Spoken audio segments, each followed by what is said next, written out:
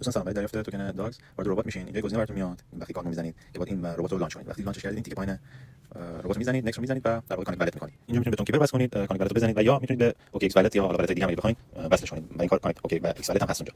اون پایین کلا بهتون والت رو نشون میده چه والتی که میخواین رو وصل میکنید. تونکیپر میزنید، گزینه یس، اینجا آیدیتون رو در واقع کانکت میکنید، رمزتون رو یا فیس آیدیتون رو و به این صفحه دوباره داگز برمیگردید. اینجا با این تا اینجا بعضی وقت طول میکشه، این خطا رو بهتون میده، چندین بار باید ریلود کنید صفحه رو، 3 نفر بزنید ریلود کنید صفحه تا با این گزینه این صفحه مواجه میشید. اینجا دوباره شما کانون رو میزنید، کانون رو میزنید، اینجا بازم بهتون اختیار میده چند بار ممکنه یا ممکنه بار بگیره. وقتی انجام بشه دوباره بس میشه به تونکیپر که در اونجا کارمزدتون رو پرداخت بکنید که این مقدارش الان بهتون نشون میده. اگه اینجا صفحه تونکیپر براتون نمیاد، پایین اوپن والت رو بزنید، مستقیم یس دوباره یس رو میزنید، وارد خود تونکیپر میشید. اینجا بهتون مقدار کارمزد $2.36 در واقع بهتون نشون میده، تقریبا نیم تن.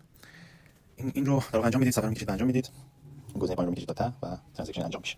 اینجا ممکنه خیلی دوباره خطا بده بهتون بمونه، دوباره وارد صفحه داگز میشه. اینجا تو این ویت فور ترانزکشن خیلی ممکن طول بکشه، ممکن 5 دقیقه طول بکشه. همینجوری منتظر میمونید. اگه نهایتا دیگه پیام نداد بهتون، یه بار صفحه میبندید، کلا وارد داگز میشه که این صفحه در واقع